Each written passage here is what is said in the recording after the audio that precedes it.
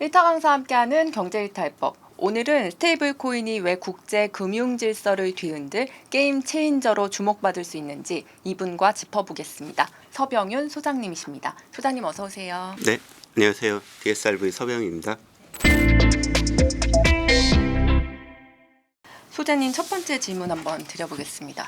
비트코인이 참 지지부진한데 스테이블 코인은 연일 좀 폭등세를 보이고 있더라고요. 일단 요거 먼저 짚어주세요. 네, 우선은 지지부진하다고 하기에는 비트코인 사실 많이 올랐고 사실은 최근에는 이제 이게 안전자산이냐 뭐 위험자산이냐 논의가 있지만은 어떻게 보면 주식시장이라든지 기존 전통자산과의 어떤 관계성 굉장히 좀 올라가는 추세들이 있고요. 최근에 뭐 전쟁 영향으로 조금 떨어진 것 같기는 한데 며칠 전에 이제 미국 증시에 상장을 했던 서클의 주가가 굉장히 많이 오르고 있죠. 그래서 스테이블 코인에 대한 관심이 굉장히 높아지고 있는 것 같습니다.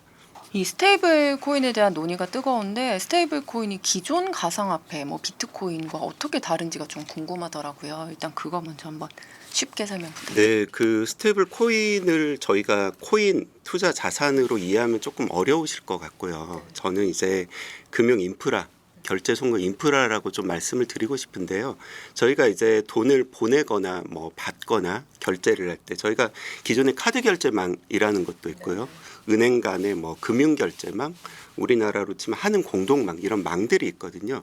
그런데 이런 망들을 통해서 돈을 보내다 보면은 기존 신용카드 결제하시면은 바로 결제가 되잖아요. 네. 근데 상점 주인분은 어떠시죠? 뭐 피지사도 거치고 뭐 그렇죠. 한 2, 3일 있다가 이 돈을 받으신단 말이죠. 근데 저희가 비트코인이나 이더리움이라는 거를 생각해 봤을 때 이게 사실은 굉장히 혁신적인 발명인 게 뭐냐면요. 비트코인 백서의 제목이 P2P 일렉트로닉 캐시 시스템입니다. 그러니까 피어 투 피어 사람과 사람 사이에 원래과 원래 사이에 돈을 즉시 보낼 수 있다라는 얘기거든요. 누가 중개인이 거치지 않는다는 말입니다. 근데 비트코인으로 저희가 뭐 빵 사 먹거나 밥 사 먹거나 하지 않잖아요. 이거 해보면은 뭐 수수료가 비싸다든지 가격 변동성이 너무 크다든지 뭐 이런 문제들이 있었고 스테이블 코인은 이제 기존의 비트코인이나 이더리움 같은 이런 크립토 자산에서 가격 변동성이라는 이 부분을 제거하고 우리가 실생활의 화폐처럼 쓸 수 있게 만든 그런 코인이라고 보시면 좋을 것 같습니다. 우리가 알만한 뭐 대표적인 스테이블 코인 뭐가 있을까요? 뭐 테더? 네네, 가장 유명한 게 테더 USDT이고요. 그 다음에 유명한 게 최근에 상장한 서클사가 발행한 USDC라는 두 가지 이제 달러 기반 스테이블 코인이 가장 유명하고요. 이 두 가지가 합해서 한 90% 정도 점유율을 점유하고 있고 또 페이팔에서 발행한 파이 USD라는 이런 코인도 있고요. 최근에 사실 트럼프 일가에서도 또 스테이블 코인 발행했다라고 하잖아요. 이렇게 다양한 스테이블 코인들 현재 발행이 되고 있습니다. 이 스테이블 코인 제도화를 담은 지니어스 법안이 이제 미국 상원의 문턱을 넘고 이제 하원 표결만 남겨두고 네, 있는데요. 네. 지니어스 요것만 보면 사실은 뭐 천재를 생각하기 쉬운데 네. 이게 보니까 또 약자더라고요. 맞습니다. 네, 이 법안의 약자 좀 설명 부탁드리고 또 네. 지니어스 법안의 핵심 쟁점이 뭔지도 함께 말씀해 주세요. 네, 그 지니어스 법안 보면은 그 네이밍 센스가 좋은 것 같아요. 네, 그래서 뭐의 약자냐 봤더니 미국 스테이블 코인을 위한 국가 혁신 유도 및 설립법 뭐 이렇게 했네요. 이게 스테이블 코인을 가지고 국가 혁신을 한번 이뤄보겠다라는 굉장히 멋진 뜻을 담고 있는 법안이라고 해요. 그러면은 이제 스테이블 코인의 미국의 연방 규제가 이제 상원을 얼마 전에 통과했는데 그러면은 미국에는 스테이블 코인 규제가 그 전에 없었냐? 그렇지 않거든요. 네. 이거는 이제 연방 차원의 규제 프레임워크가 최초로 생겼다는 의미인 거고 그 전에는 이제 주별로 스테이블 코인에 대한 규제들이 따로 있었습니다. 그런데 이거를 연방 차원에서 통일된 규제로 만들면서 앞으로 더 규제 불확실성이라든지 어떤 규제 차익을 없애면서 스테이블 코인이 훨씬 더 안정적으로 성장해 나갈 기반을 만들었다라고 보시면 될 것 같고요. 그 주요 내용을 한번 보시면 이제 스테이블 코인을 누가 발행할 수 있는지, 그 다음에 스테이블 코인이라는 게 결국 우리가 $10,000의 스테이블 코인을 발행하려면 $10,000를 지급 준비금으로 가지고 있어야 되는데 이걸 어떻게 가지고 있고 어떤 자산으로 이걸 운영할 수 있는지 이런 부분들, 그리고 이제 자금 세탁 방지라든지 고객 신원 확인 이런 부분들이 굉장히 그런 내용들이 이제 명확하게 들어가 있고요. 마지막에 사실 쟁점이 됐던 큰 부분은 두 가지였습니다. 이 스테이블 코인을 가지고 있으면 이자 지급을 할 수 있느냐 없느냐. 우리가 스테이블 코인은 거의 현금 같이 쓰는 이런 코인이잖아요. 네. 들고만 있어도 이자가 붙는 거예요. 너무 좋겠죠. 네. 근데 이렇게 되면 어떤 일이 일어날까요?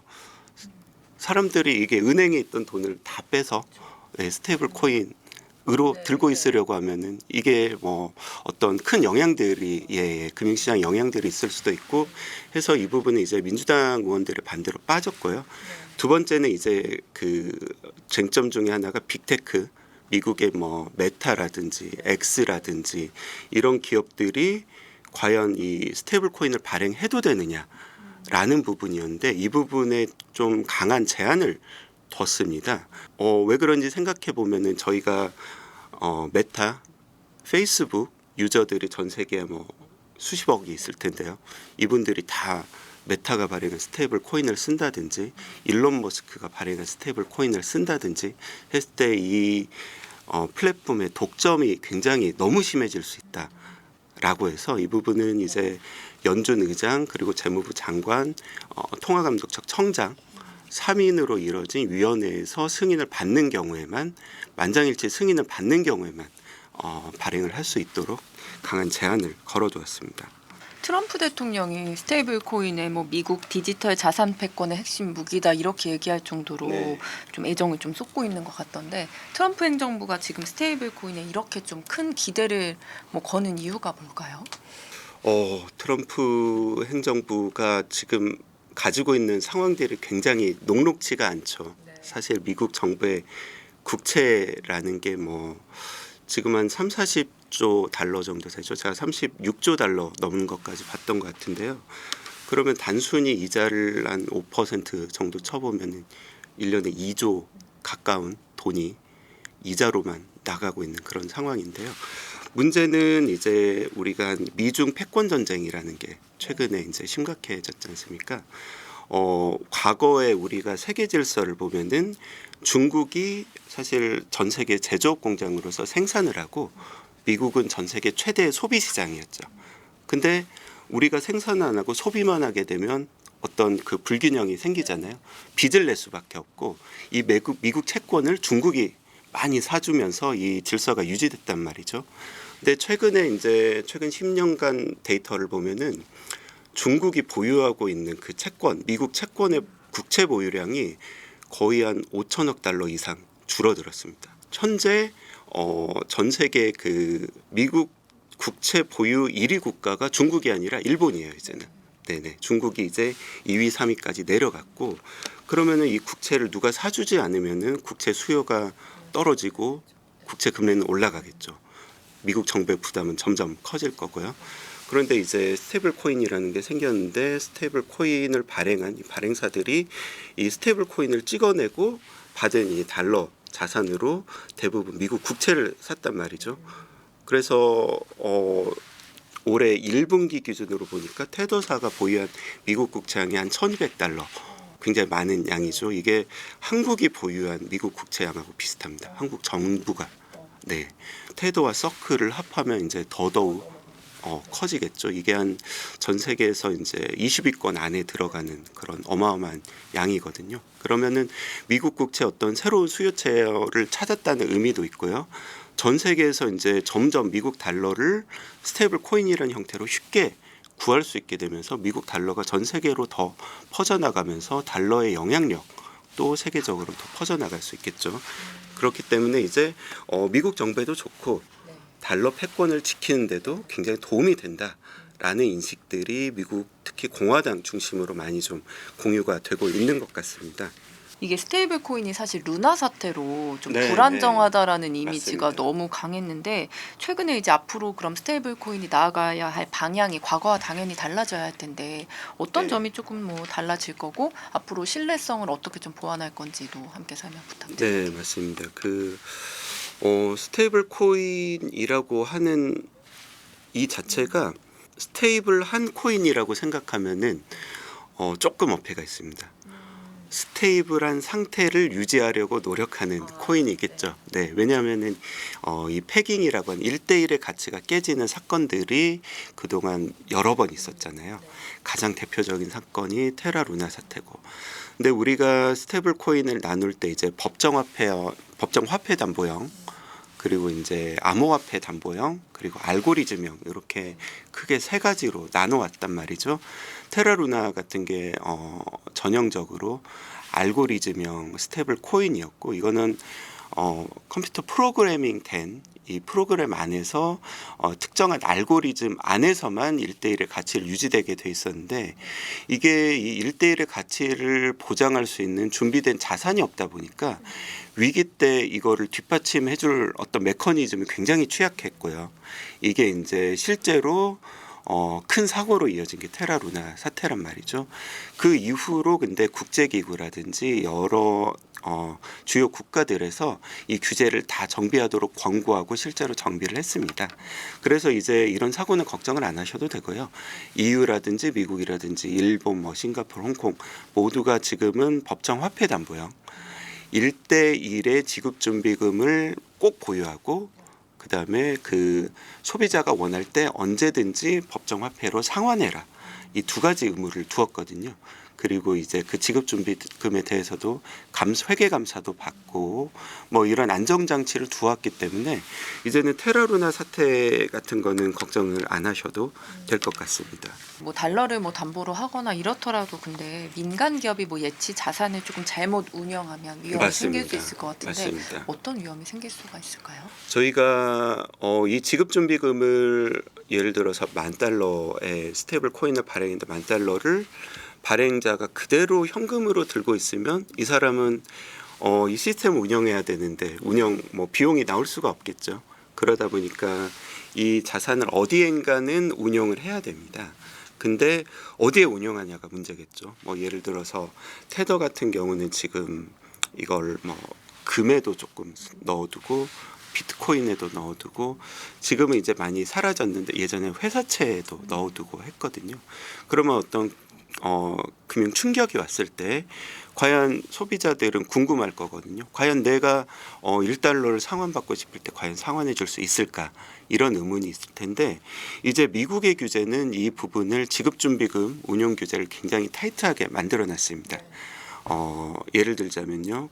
만기 93일 이내 단기 국채, 미국 국채, 달러 표시 자산 중에 단기 국채, 그다음에 뭐 만기 7일 이내 RP, 그다음에 뭐 캐시, 뭐 이렇게 굉장히 제한적으로만 우리가 채권 중에도 이제 장기 채권은 아무래도 변동성이 크지 않습니까? 그렇기 때문에 단기 국채만으로 그래서 이제 상환 요청이 왔을 때 즉시 대응을 할 수 있게끔 이런 규제들을 만들어 놨는데 그렇다고 해도 이제 몇 가지 문제가 생기겠죠. 이 아무래도 이제 신탁 계정 같은 것을 만들어서 이 준비금을 어디 은행에 맡겨둘 텐데 예를 들어서 은행이 파산 위기에 몰리는 이런 경우가 있을 수 있어요.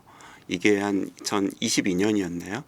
실리콘밸리 뱅크가 파산 위기를 그때 한번 시끄러운 적이 있었죠. 그래서 이제 미국의 예금보험공사가 나서면서 이제 사태가 진정됐는데 이때 당시에 USDC의 운영사인 서클이 실리콘밸리 뱅크의 계좌를 가지고 있었어요.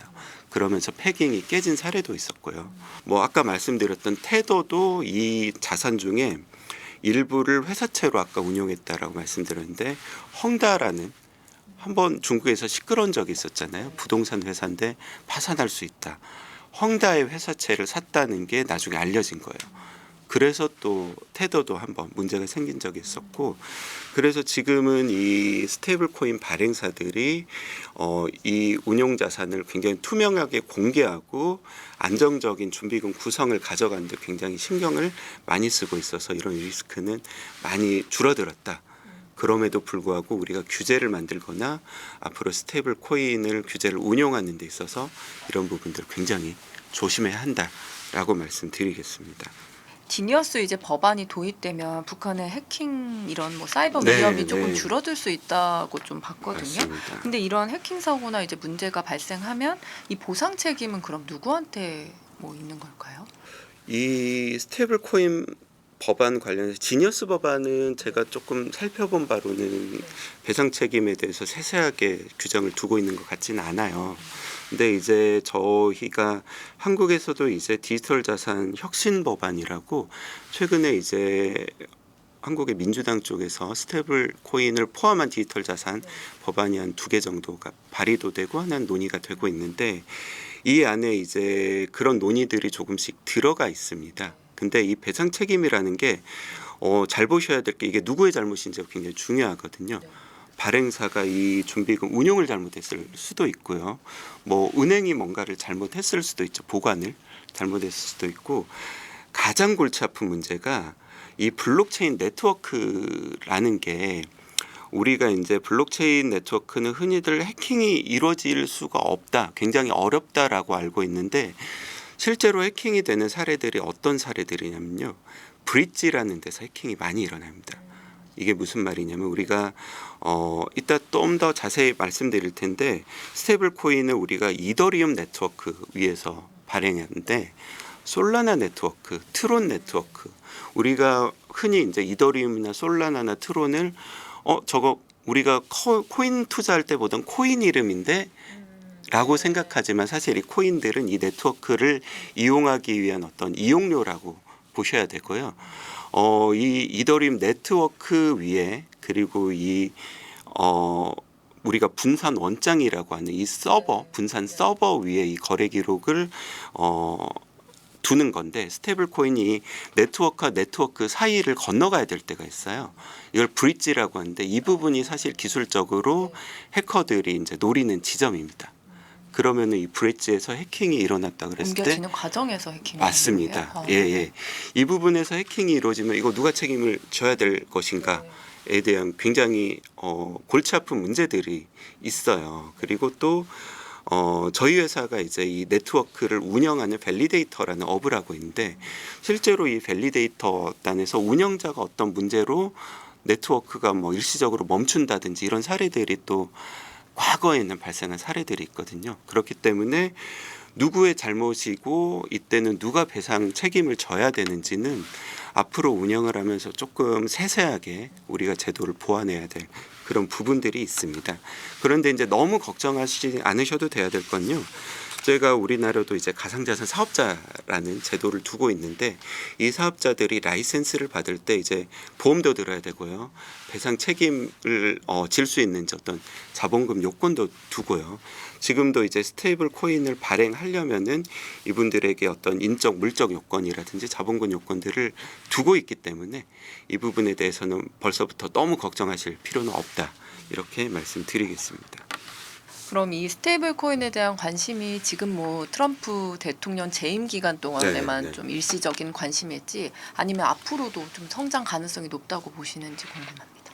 저는 이제 거스를 수 없는 흐름이라고 보는데요. 이거를 두 가지로 우선은 말씀을 드려야 될 것 같아요.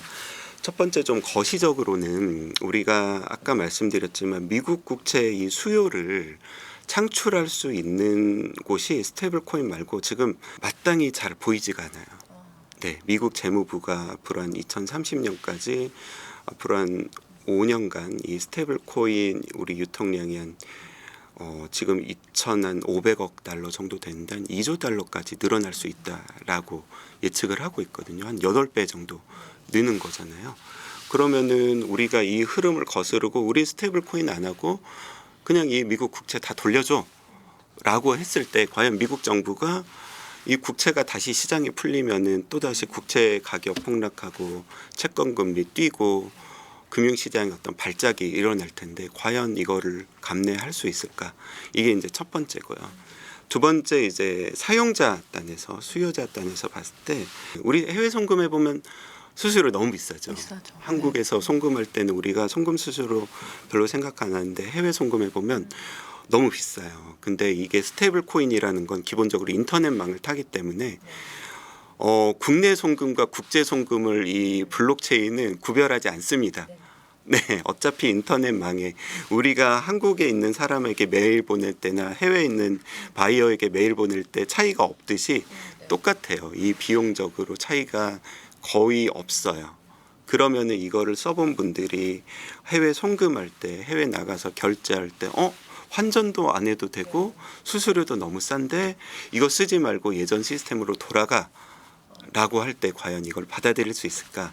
한번 편리한 쪽으로 가면은 기술이라는 거는 어떤 비가역성이 있거든요. 그래서 이전으로 돌아가긴 너무 힘들고 스테이블 코인 뭐 속도라든지 어떻게 이 기울기에 차이는 있을지라도 앞으로 계속 성장할 거다라고 생각하고 있습니다. 국내 얘기도 한번 여쭤볼게요. 네. 원화 스테이블 코인이 이제 제도화될 것이다 이런 기대감에 또 관련 종목들이 급등하는 모습도 조금 보였는데요. 이미 달러 기반 스테이블 코인이 조금 널리 좀 얘기가 나오는 상황에서 원화로 또 발행을 해야 될까 이런 생각을 가지시는 분들도 계실 것 같아요. 한국형 원화 스테이블 코인이 필요한 이유에 대해서 한번 설명 네. 부탁드릴게요. 이 얘기를 굉장히 많이 하고 다녀요. 우리 달러 스테이블 코인이라는 게 99%인데 원화 스테이블 코인 찍는다고 이거 누가 쓸까? 라는 생각이 너무 많이 들죠.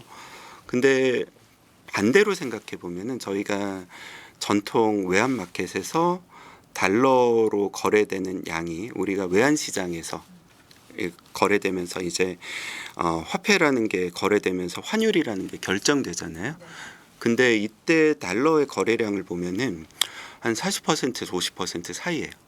나머지가 뭐 유로도 있고 파운드도 있고 위안화도 있고 엔화도 있고 원화도 적지만 그 비중이 있겠죠. 그리고 우리가 무역 결제를 할 때도 비슷합니다. 달러 비중이 50%가 넘진 않아요.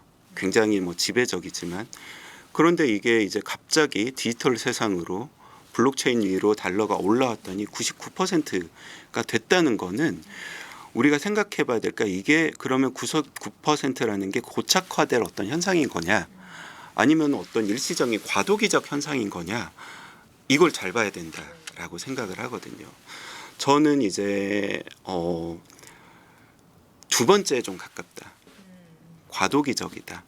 왜냐하면은 이게 50%에서 80% 90%까지는 왜냐하면 아무래도 이제 우리가 굳이 다 쓰기 편하다 그러면 달러를 쓸 것 같긴 많이 쓸 것 같긴 한데 그렇다고 99% 이거는 조금 이해가 안 가는 측면이 있거든요. 왜 한일 관광객들이 그러면은 앞으로 다 달러를 쓰고 우리가 스테이블 코인으로 우리 한국의 상인들 상점들에서도 다 달러를 받고 이래야지 이제 이게 99%라는 게 정당화되는 어떤 그런 숫자인 거거든요. 제가 일례로 한번 이런 원화 스테이블 코인이 없어지면은 어떤 일이 이제 생기는지 제가 짧은 칼럼을 한번 쓴 적이 있어요. 이게 실제 사례입니다. 저희 회사에 이제 피지사 임원분이 한번 찾아오셨는데 피지라는 게 결국에는 우리가 온라인 쇼핑몰에서 보면은 결제 창을 띄워주시는 이런 업체라고 조금 쉽게 생각을 해보시면 돼요. 그러면 우리가 결제창을 띄워보면은 카드 결제도 있고 계좌 기반 결제도 있고 뭐 옛날에 ARS 결제도 있고 그러면 우리가 이 온라인 쇼핑몰에서 한국의 온라인 쇼핑몰도 해외 유저들이 와서 결제하는 경우도 많거든요. 그러면 대부분 비자 카드를 쓰겠죠. 근데 비자 결제가 아니라 최근에 이런 요청들이 굉장히 많대요. 테더 결제창을 좀 만들어줘. 비자를 쓰면은 비자에만 저희가 내는 수수료가 1%가 넘어요. 저희 한국카드 회사도 가져가고 비자사도 가져가고 하면은 수수료가 대략 한 3%에서 5% 사이래요. 근데 테더를 통해서 결제하면 이게 1% 안쪽으로 알려져 있거든요. 그러면은 저 테더 결제 받아주세요. 라고 하면은 우리가 원화 스테이블 코인이라는 게 없으면은 이 쇼핑몰 주인분은 테더를 받으셔야 돼요. 테더를 받아서 이분 어떻게 하시겠죠? 이분도 뭐 이거 써야 되는데 거래소에 팔든지 아니면은 이걸 가지고 옆에 보니까 또 옆집에서도 테더를 받아주세요. 테더를 그냥 계속 쓰는 거예요. 그러면 어떻게 되죠? 한국에서 달러를 쓰는 생태계가 만들어지면 한국 경제 생태계가 달러에 계속 잠식이 되겠죠. 이거를 막기 위해서라도 원화 스테이블 코인을 만들어야 된다. 이게 이제 정치권에서 논의되고 있는 가장 큰 논리고요. 두 번째로 우리가 이렇게 생각해 볼 수도 있겠죠. 우리가 K 컨텐츠, K 컬처, 뭐 예를 들어서 한국의 뮤직비디오 혹은 K-팝 그룹의 음원을 듣기 위해서 우리가 한 50원, 100원을 내려는 해외 유저들이 많이 있다고 생각을 해보자고요. 그러면 이분들이 남미에 있는 10대 소녀 팬이에요. 이분이 비자 카드로 여기에 뭐 연동을 시켜서 100원을 내고 이 뮤직비디오를 보는 거는 너무 어려운 경험이잖아요. 근데 원화 스테이블 코인을 굉장히 인터넷에서 쉽게 이렇게 우리 예전에 뭐 포인트 충전하듯이 사서 쓸 수 있다면 이분은 원화 스테이블 코인을 쓰실 수도 있을 거예요.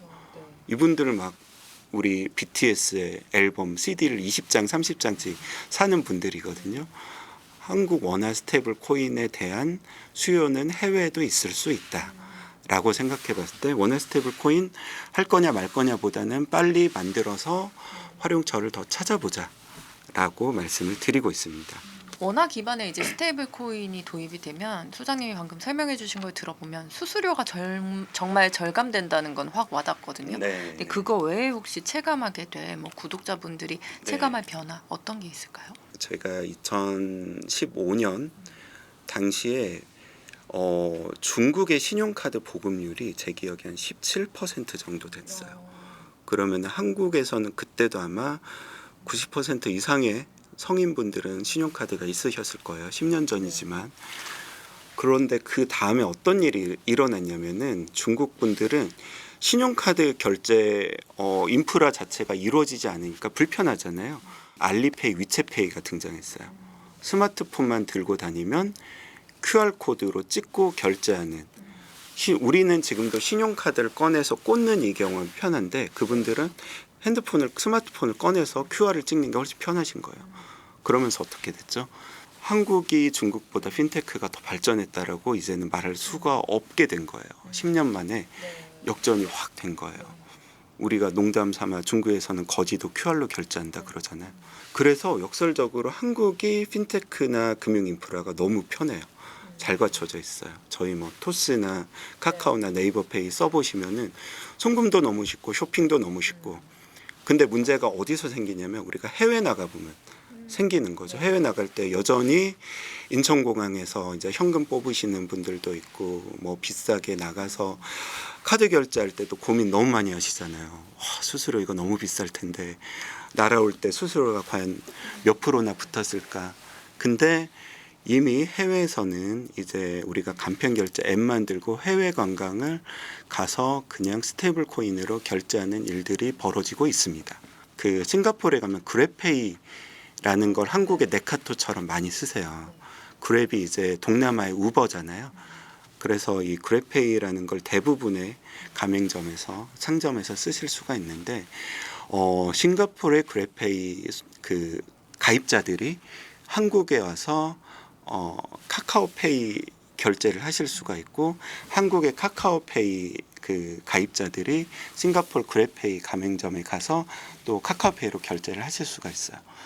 그랩페이 앱을 안 깔아도. 근데 한국 관광객이 싱가포르 가서 그랩페이 가맹점에서 카카오페이로 결제를 하잖아요. 그러면은 우리가 이 중간에 알리페이 플러스라는 회사가 끼는데요. 알리페이와 그랩페이 간에 국가 간 결제를 이미 스테이블 코인으로 작년부터 하고 있습니다. 아발란체 네트워크 위에서 작년 말부터 스테이블 코인으로 이미 정산을 해주고 그랩페이 이 가맹점 상점 주인분은 XXGD라는 싱가포르 달러 기반 스테이블 코인으로 정산을 받으실 수가 있어요. 이분의 월렛에 스테이블 코인이 꽂히는 거예요. 그러면 바로 현금화를 하실 수도 있고 그냥 쓰실 수도 있어요. 기존의 카드를 쓰실 때는 2, 3일 기다리셔야 됐거든요. 바로 받으실 수가 있어요. 환전 수수료도 훨씬 싸요. 그랩페이 가입자가 한국의 카카오페이 가맹점에서 결제를 하시면은 원화 스테이블 코인을 정산을 못 받으세요. 왜? 원화 스테이블 코인이 없으니까요. 그 인프라가 없으니까요. 이런 일들이 벌어지고 있는데 전 세계가 이렇게 점점 스테이블 코인을 기반으로 새로운 금융 서비스들을 만들고 사용자들도 익숙해지고 있거든요. 우리가 이거를 심각하게 받아들이셔야 돼요. 한국이 그동안의 이 편안함에 젖어서 갈라파고스가 되고 있어요. 전 세계 금융이 이제 스테이블 코인, 블록체인 기반으로 넘어가고 있는데 한국이 굉장히 뒤처지고 있다. 이런 위기감을 가지셔야 되고요. 이게 이제 결제뿐만이 아니라 우리가 게임 결제라든지 컨텐츠 결제라든지 그리고 우리가 당근페이 결제하실 때 걱정되는 게 뭐가 있죠? 사기 거래. 돈이 안 오면 어떡하지? 근데 우리가 스테이블 코인이라는 거는 이렇게 생각하시면 돼요. 돈을 인터넷 위에서 편리하게 쓸 수 있고 이 돈이 코드로 바뀌는 거예요. 코드로 바뀐다는 말은 뭐냐면은 여기에 스마트 컨트랙이라는 게 붙는데요. 돈을 프로그래밍을 할 수 있습니다. 어떤 조건 구문을 걸면은 예를 들어서 에스크로 계약 같은 걸 걸 수가 있는 거예요. 내가 물건을 받아서 원장 번호를 집어 넣으면 돈이 가게 해줘. 라고 계약을 걸 수가 있어요. 이게 우리가 흔히 보는 에스크로 결제 기능이잖아요. 이게 스테이블 코인에서 너무 쉬운 거예요. 이런 것뿐만이 아니라 굉장히 많은 기능이 이 위에 올라갈 수 있고 우리가 환전이라는 것도 더 이상 은행에서 가서 하는 복잡한 기능이 아니라 우리가 코인과 코인이 그냥 바뀌는 스왑이라고 하는 기능으로 바뀌어지기 때문에 모든 거래가 편리해지고 자동화되고 수수료도 저렴해집니다. 이런 부분들이 우리 소비자들이 실제로 몇 년 안에 느끼시게 될 변화라고 말씀을 드릴게요. 그럼 이게 기존의 어떤 뭐 카카오페이나 이런 모바일 결제 시스템을 대체할 수도 있다고 보시는 거세요? 금융의 프론트엔드와 백엔드를 나눠서 본다 그럴 때 네카토가 혁신을 한 거는 맞는데요. 그거는 금융의 프론트엔드를 바꾼 겁니다. 우리가 한 10년 전까지만 돌이켜봐도 우리 인터넷 뱅킹이라는 게 그때도 있었어요. 그렇죠? 근데 이게 굉장히 편리하진 않았어요. 뭐 인증서 불러야 됐죠. 뭐 보안카드 꺼내서 막 숫자 찾아서 넣고 또 비밀번호를 막 어렵게 막 여러 자리를 눌러야지 돈이 갔거든요. 토스가 나오면서 어떻게 됐죠? 이게 뭐 4자리 5자리만 누니까 돈이 가는 사람들이 이제 열광을 했단 말이죠. 근데 토스는 알고 보면 이 앞단에서 은행 앱의 프론트를 바꿔준 거고 뒷단은 여전히 은행과 금융결제원과 궁극적으로는 한국은행이 만들어 놓은 시스템에 의존을 하고 있었어요. 그러니까 이 비싼 수수료를 토스는 사실은 뒤에서 부담을 하면서 고객을 확보해서 거대한 금융 플랫폼 기업으로 성장을 한 거거든요. 근데 스테이블 코인은 어떻게 생각하셔야 되냐면 이 뒤에 은행과 피지사와 뭐 벤사와 카드사가 하던 이 기존의 금융 인프라를 전부 다 대체하는 거예요. 이거는 금융 산업이 어마어마하게 바뀌는 건데 우리가 앞단에서는 이걸 잘 느낄 수가 없어요. 무슨 말이냐면 네이버, 카카오, 토스를 그대로 쓰고 심지어는 은행 앱을 그대로 쓰시는데 뒤에서 이 인프라가 바뀌는 거예요. 뒤에서 돈이 흘러가는 구조가 바뀌는 거고 그러니까 뭐 이렇게 생각을 드실 수도 있을 거예요. 예를 들어서 우리가 네이버 페이로 결제를 하면 포인트가 쌓이잖아요.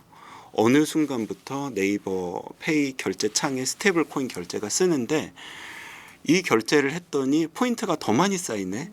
왜 그럴까라고 생각해 보면 기존의 카드사, 피지사, 벤사가 가져가던 몫을 블록체인으로 넘어오면서 소비자들이 더 많이 가져갈 수 있고 새로운 금융 이 생태계 혁신이 벌어지는 거거든요.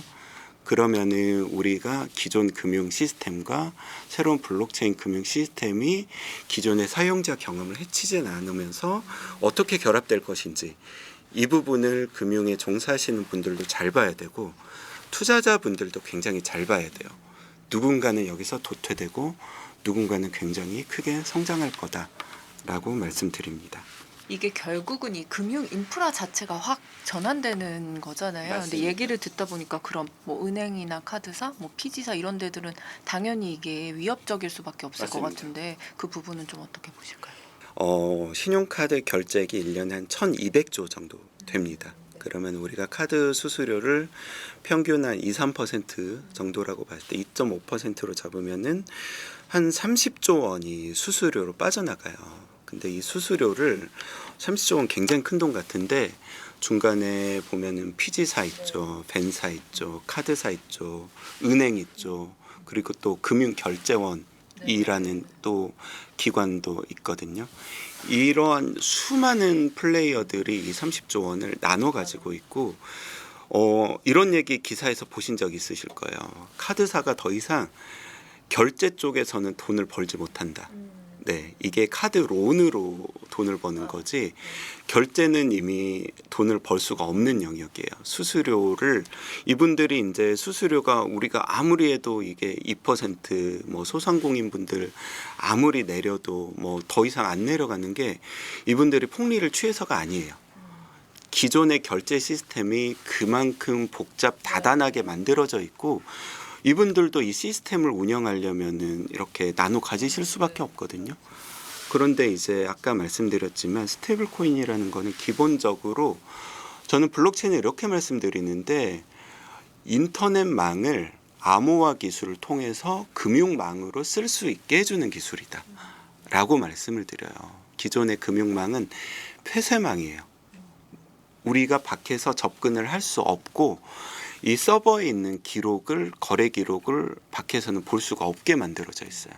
근데 이 블록체인이라는 거는 인터넷 위에 이 기록을 저장하고 이걸 모두가 원하는 사람 모두가 분산해서 저장할 수 있게 함으로써 그리고 이걸 암호화해서 저장함으로써 해킹이 되거나 변조가 되면은 바로 알아챌 수 있게 함으로써 이걸 안전하게 보관하는 기술이거든요. 그렇기 때문에 이 기술은 돈의 전송이 인터넷망을 타고 피어투피어로 월렛에서 월렛으로 중개자를 거치지 않고 직접 갑니다. 이 중간에서 이 중개 역할을 하면서 비즈니스를 하시던 분들이 역할이 사라져요.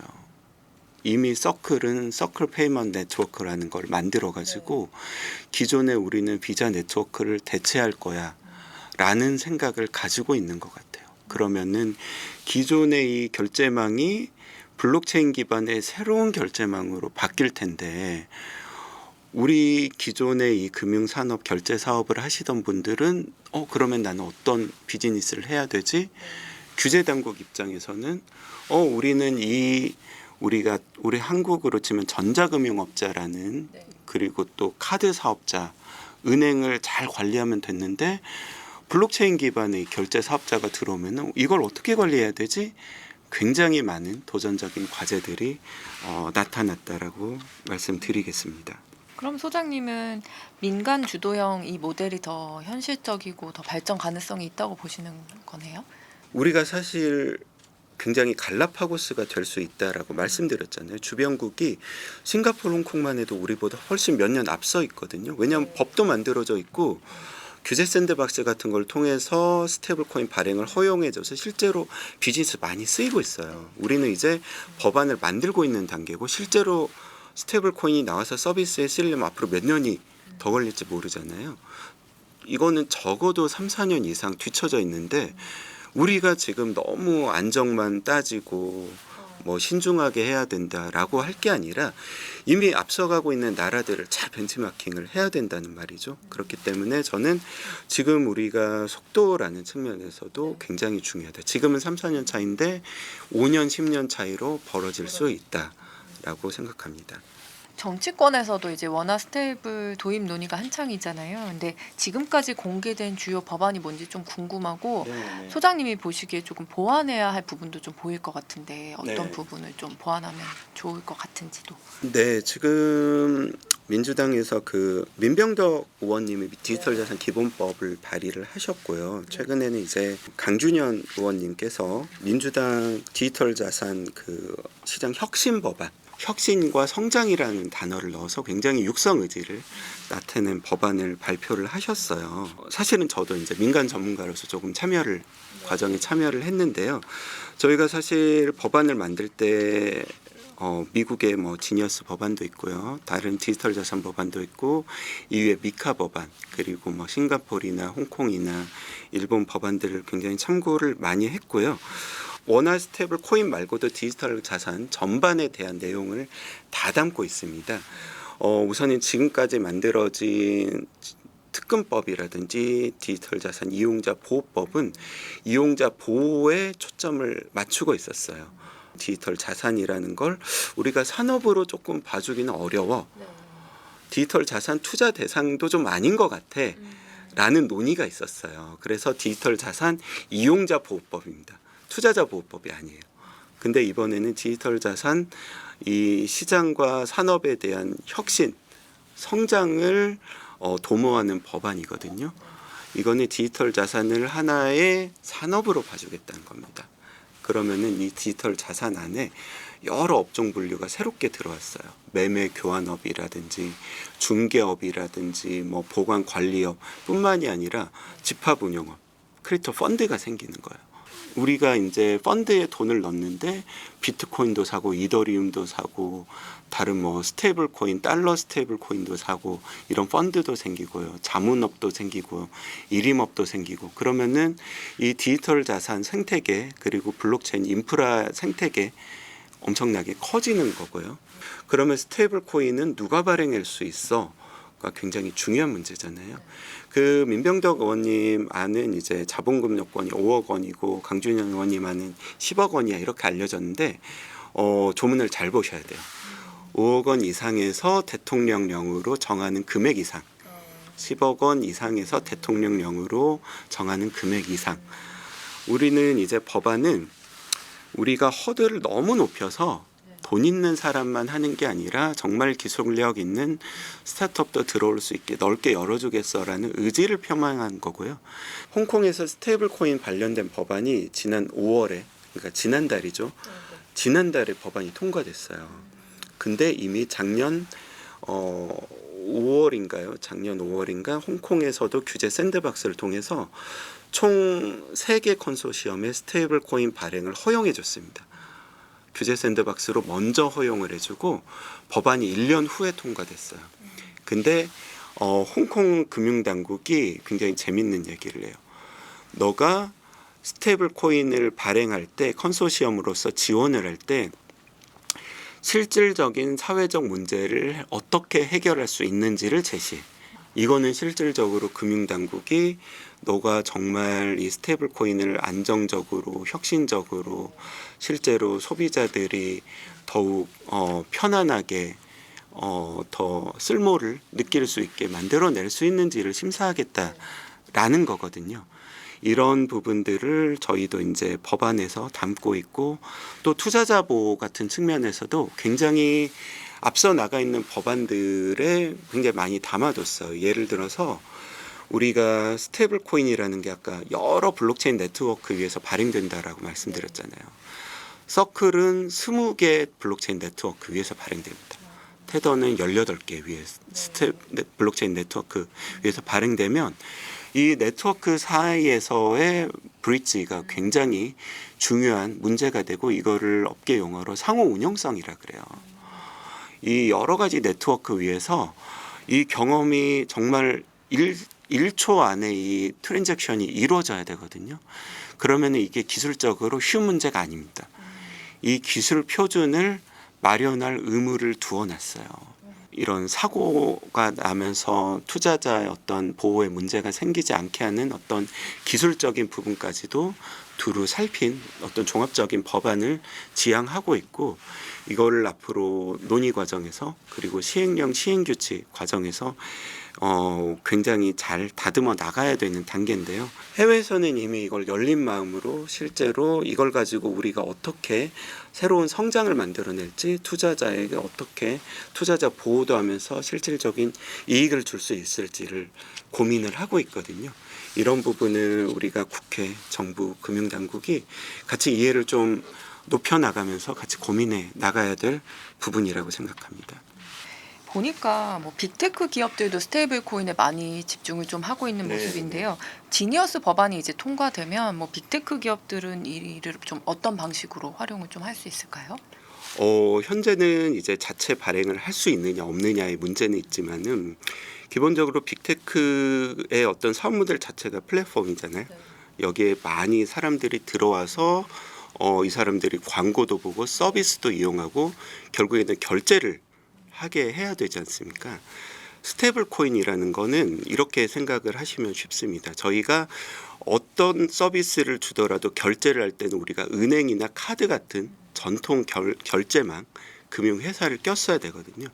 스테이블 코인이라는 거는 우리가 인터넷상에서 이 사람에게 이메일 주소처럼 월렛을 주고 이 월렛과 월렛 사이에서 스테이블 코인이 왔다 갔다 하는 기존의 금융 인프라를 쓰지 않아도 이 금융 서비스 그리고 결제를 받을 수가 있거든요.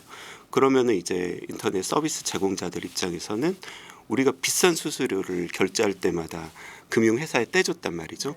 이게 이제 사라지는 거고 달러 스테이블 코인이라는 게 전 세계를 돌아다닐 때도 인터넷망을 타고 가거든요. 뭐 환전이라든지 우리가 비자망에 떼줘야 되는 이 비싼 수수료 이런 것들이 사라지면서 이 플랫폼 기업들의 수익성이 어마어마하게 좋아질 수 있습니다.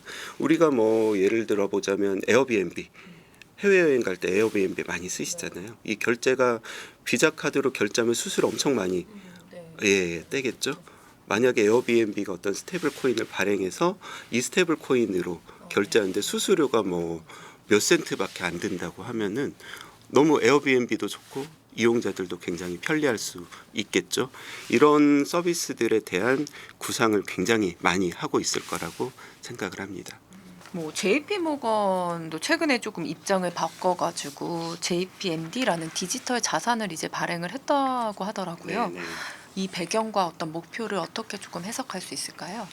JP 모건 그 제이미 다이먼 굉장히 그 전까지 크립토에 대해서 부정적이다라고 알려져 있었잖아요. 근데 사실은 JP 모건이 스테이블 코인은 아니지만 블록체인을 사용한 코인을 찍어낸 적이 있었습니다.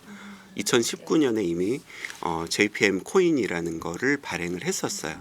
근데 그 차이가 뭐였냐면은 이거는 이제 기관과 기관 간의 결제 거액 결제를 위한 어떤 스테이블 코인이라고 해도 되겠죠. 근데 문제는 이게 프라이빗 블록체인이라는 폐쇄망을 쓰고 있었습니다. 그러니까 우리가 일반적으로 생각하는 퍼블릭 네트워크 위에서 쓰이는 그런 코인 형태는 아니었고요. 근데 이번에 JPMD 저도 이제 얼마 전에 기사에서 봤는데 우리가 디지털 예금 토큰이라고 하더라고요. 은행이 직접 스테이블 코인을 찍어냈기 때문에 우리의 예금을 그대로 담보로 해서 코인을 찍은 거고 이거를 그 베이스 체인이라는 이 체인 위에서 찍어냈어요. 베이스 체인 조금만 설명을 드리면요. 이 베이스 체인이라는 거는 굉장히 재밌는데요. 전 세계에서 가장 많이 쓰이는 블록체인 네트워크가 이더리움이라고는 알고 계실 거예요. 네, 이더리움 네트워크를 쓰는데 예전에 이더리움 네트워크에서 뭐 NFT 같은 거 발행했는데 가스피가 너무 비싸다. 이런 얘기 들어보셨죠. 근데 이더리움에 우리가 거래 기록을 올리는데 그때 가스피를 너무 다 내면 너무 비싸니까 이것을 뭐 100건 1000건을 묶어서 한 번씩만 이더리움에 기록을 하게 되는 겁니다. 이거를 이더리움 레이어 2라고 하는 기술이고요. 이더리움 레이어 2를 활용해서 만든 이 블록체인이 베이스 체인이고 미국에서 가장 큰 암호화폐 거래소가 코인베이스 지 않습니까? 코인베이스는 이 베이스 체인을 가지고 어떤 비자망 같이 금융 인프라로서 쓰려는 그런 생각을 가지고 있고요. 이 베이스 체인만 해도 코인베이스 매출 중에 작년만 해도 1억 달러가 넘게 매출을 올렸습니다. 그러니까 이제 코인베이스가 만든 새로운 비자 네트워크를 대체하는 블록체인 네트워크를 JP 모건이라는 전 세계 최대 은행이 사용해서 퍼블릭 네트워크를 사용해서 스테이블 코인을 만들어 냈다라는 거는 굉장히 파급 효과가 클 것 같고요. 전통 금융과 어떻게 보면 이제 혁신적인 블록체인 금융이 만나는 상징적인 사건으로도 볼 수 있을 것 같습니다. 최근에 이제 스테이블 코인 발행사 서클이 이제 상장을 하면서 뭐 이더리움 같은 플랫폼에 투자를 하는 게 유리한지 아니면 그냥 스테이블 코인 자체를 사는 게 더 유리할지 의견이 좀 분분한 것 같아요. 투자자 성향에 따라 어떤 기준으로 좀 선택을 하면 좋을까요?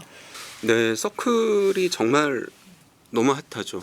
투자하고 이제 8배인가요? 너무 많이 올라서 사실은 이게 좀 저로서는 우픈 얘기인데 저희가 6월 초에 서클과 같이 국내에서 행사를 하기로 해서 서클에 이제 부사장이 저희 스피커로 참여하기로 돼 있었는데 행사 한 3주 전에 갑자기 연락을 받은 거예요.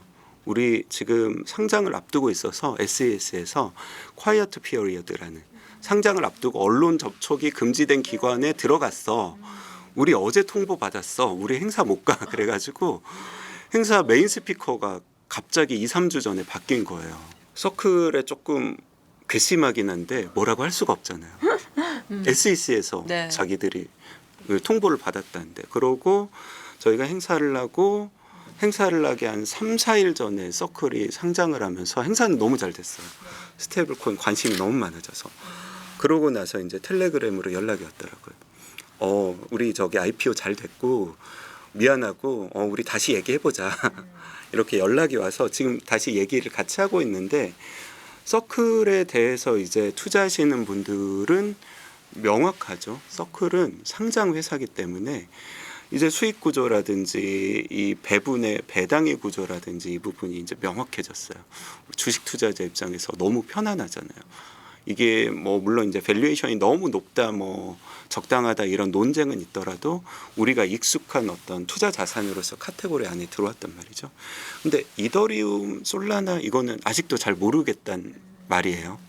그러면 어떤 기준을 보셔야 되냐면 우리가 스테이블 코인이 많이 발행된 순서로 그 블록체인 네트워크를 보면은 의외로 이제 트론이라는 게 있고요.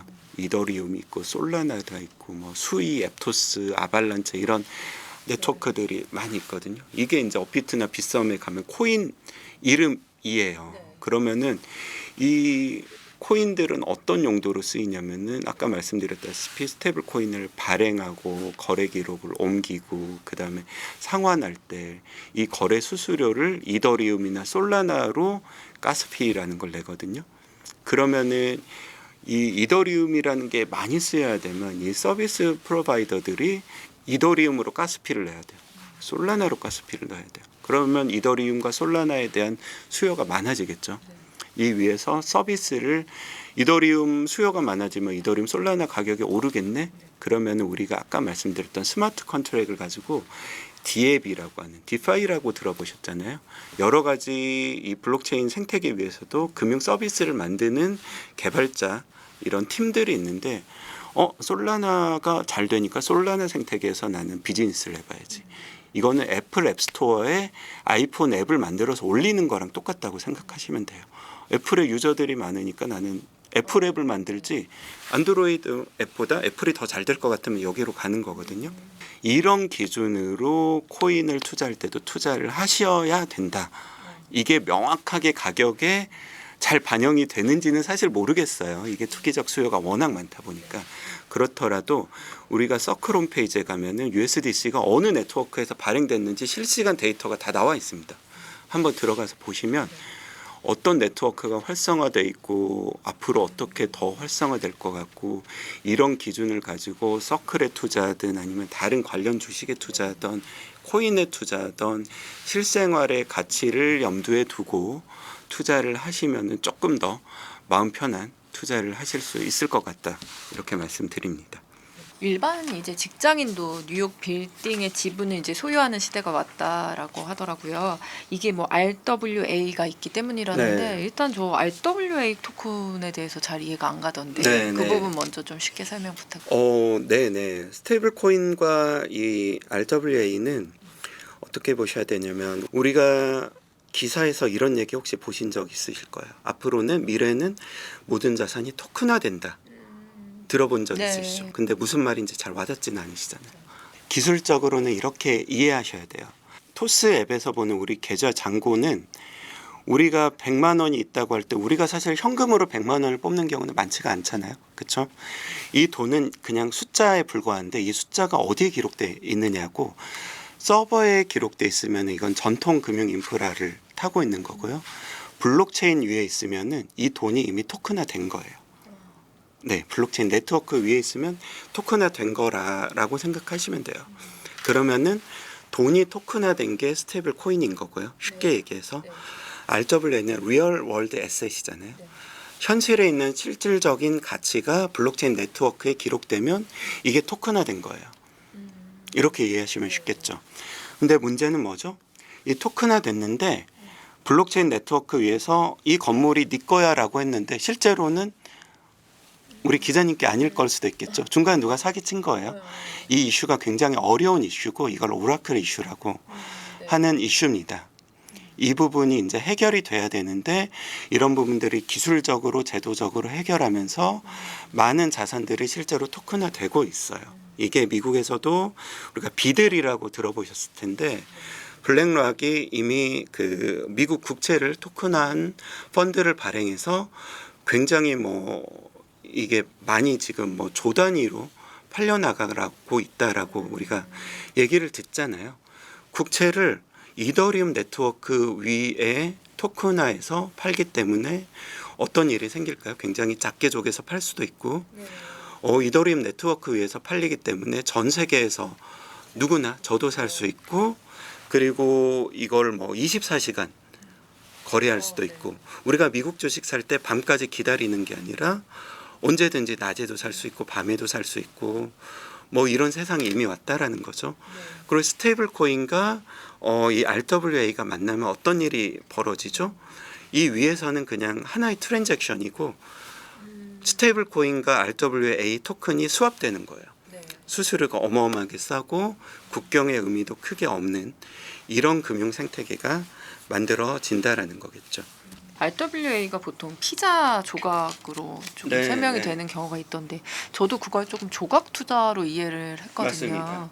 네, 그거랑 또 같이 언급되는 게 STO잖아요. 네, 네. 그건 어떻게 보면 뭐 피자 공장의 어떤 지분을 내가 증권처럼 사는 어떤 그런 방향으로 이해를 했는데 그 두 부분 제가 이해한 게 맞는지 좀 더 쉽게 설명 부탁드릴게요. 네네. 그 대부분 RWA를 더 넓은 개념으로 생각하시면 됩니다.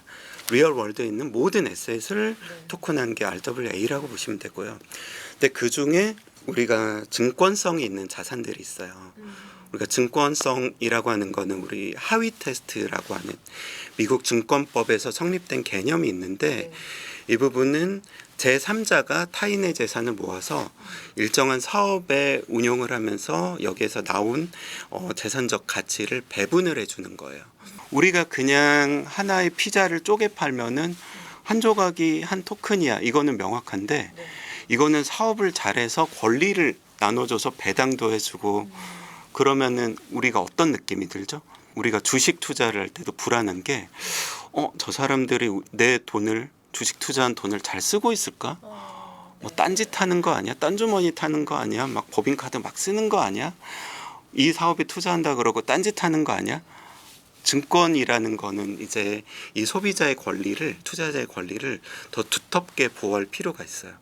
그래서 증권법에 들어오면은 STO라고도 하고 우리나라에서 토큰 증권이라고도 하는데 리얼월드 에셋 중에서 이거는 우리가 자본시장법에서 더 자세히 들여다보고 강한 투자자 보호를 해줄게 라고 하는 걸 STO라고 보시면 되겠습니다. 이게 그럼 기존의 부동산 주식 투자와 어떤 점이 정말 가장 다른 건 뭘까요? 뭐 말씀해 주셨는데 빠르고 네, 뭐 어디서나 뭐 글로벌 자산도 이제 살 수 있고 24시간 할 수 있고 뭐 또 더 어떤 점이 있을까요? 우리가 이제 조각 투자라고 하면은 반은 맞고 반은 틀려요. 왜 그러냐면 이미 우리가 부동산 펀드라든지 리츠 같은 투자를 할 수 있잖아요. 네, 네. 지금도 한 주에 한 5천 원이면 투자하실 수 있거든요. 그러면은 토큰화 된다 그래서 5천 원보다 더 낮은 금액으로 투자한다고 더 좋아지는 건가? 잘 와닿지는 않잖아요. 네. 근데 토큰화의 장점은 뭐가 있냐면 부동산 펀드가 우리가 강남의 큰 건물 몇 천억짜리 조 단위 부동산 펀드는 많이 보셨는데 예를 들어서 10억짜리 부동산 펀드 만들어진 거 본 적 있어요? 없으실 것 같아요. 펀드 하나 만들려면 비용이 굉장히 많이 들어가요. 네, 이거를 잘 관리해주는 뭐 신탁사도 있어야 되고요. 뭐 감사를 주기적으로 받아야 되고요. 매일 이 기준가라는 거를 또 감정을 받아서 공시를 또 해야 되고요. 펀드 운영 비용이라는 게 만만치 않거든요. 그러니까 이게 규모의 경제가 필요해요. 근데 이거를 RWA라는 방식으로 하면은 이 많은 부분들이 온체인 위에서 스마트 컨트랙트로 이루어지니까 해외에 보면은 그냥 집안채를 토큰화해서 거래한 사례들도 있거든요. 이더리움 네트워크에서. 그러니까 굉장히 조각 투자가 쉬워지는 거는 맞는데, 두 번째는 이게 이더리움 네트워크라든지 퍼블릭 블록체인 네트워크 위에 올라가면서 투자자들의 접근성이 굉장히 좋아져요. 글로벌에서 유동성이 들어올 수 있게 된다라는 차이점이 있고요. 세 번째는 아까 말씀드렸던 스마트 컨트랙트라는 것과 결합되면서 굉장히 다양한 금융 상품으로 발전될 가능성이 열려요. 이게 RWA는 첫 단계고, 여기에 스마트 컨트랙트를 결합하면은 굉장히 많은 다양한 파생 상품들이 열릴 수가 있거든요. 그러니까 금융기관들이 이거를 굉장히 주의 깊게 보고 있어요. 새로운 먹거리가 열리지 않을까. 그러니까 스테이블 코인과 RWA는 굉장히 얼리 스테이지, 첫 단계에 불과하고, 이 뒤에 모든 금융 시장이 어쩌면은 블록체인 기반으로 변하고 있는 극초기에 우리는 와 있다라고 생각을 합니다.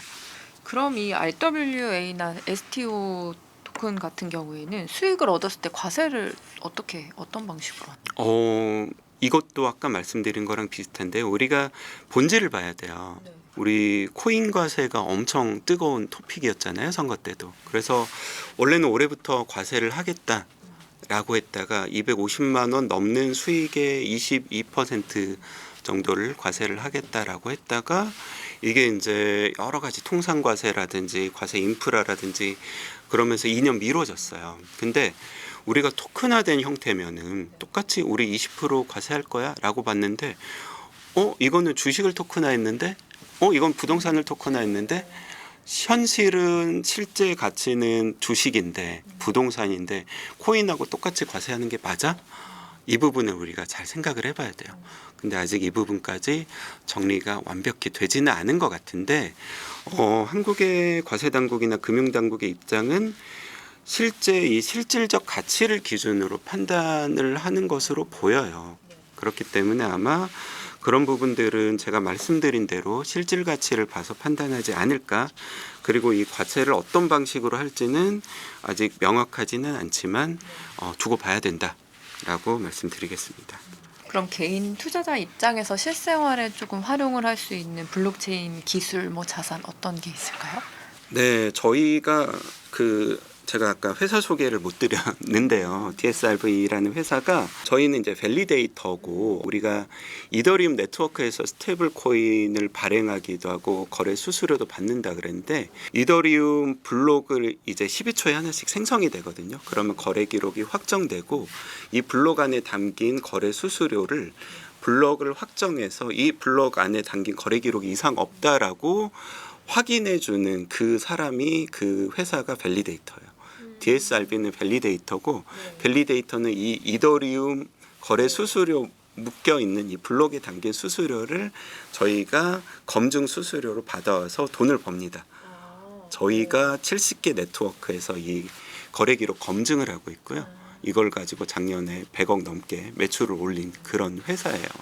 그렇기 때문에 저희는 이제 블록체인 네트워크를 운영하는 인프라 회사라고 말씀을 드리는데요. 이 스테이블 코인이라는 게 말씀 들어보셔서 아셨겠지만 네트워크 인프라를 잘 운영하는 게 너무나도 중요합니다.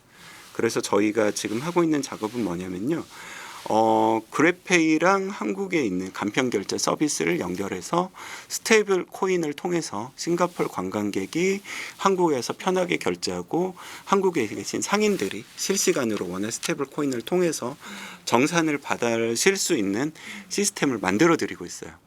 그러면은 상인분들이 수수료도 덜 내고요. 정산도 즉시 받으실 수 있으니까 이게 실생활에 쓰이게 되면은 굉장히 파급 효과가 크겠죠. 그러니까 이제 저희도 규제 샌드박스라든지 어떤 규제가 나오면은 이제 라이센스를 받아서 이런 사업을 하려고 하고 있고요. 또 하나 저희가 홍보를 하자면, 이더리움의 이런 검증 작업에 우리 투자자들이 참여하실 수 있어요. 이더리움을 사고 그냥 업비트 비싼 계좌에 넣어두는 게 아니라 스테이킹이라고 하는 것을 맡겨두면 아마 들어보신 적 있으실 거예요. 스테이킹을 맡겨두면은 나도 거래 검증 과정에 참여하는 거거든요. 내 유동성을 여기 맡겨두는 대신 거래 기록에 거래 검증에 참여하는 건데 저희가 최근에 만든 앱이 아직 출시는 하기 전인데 스파이크 앱이라는 거에서 일반 투자자들이 스테이킹을 손쉽게 맡길 수 있는 앱을 만들었고 이게 굉장히 기초적인 디파이 앱이거든요. 그러니까 앞으로 디파이를 통해서 우리가 돈을 벌 수 있는 또 다른 투자 수단이 앞으로 나타나고 있고 해외는 이미 많이 나타나 있고 앞으로 한국에서도 디지털 자산 혁신 법안이 통과되게 되면 우리가 새로운 투자 방법이 일어날 수 있다라는 측면에서 관심을 가지고 살펴봐야 할 것 같습니다. 오늘은요, 우리가 왜 스테이블 코인에 주목해야 하는지, 앞으로 투자 환경은 어떻게 바뀔지 한번 짚어봤습니다. 소장님 오늘 말씀 감사합니다. 네, 감사합니다.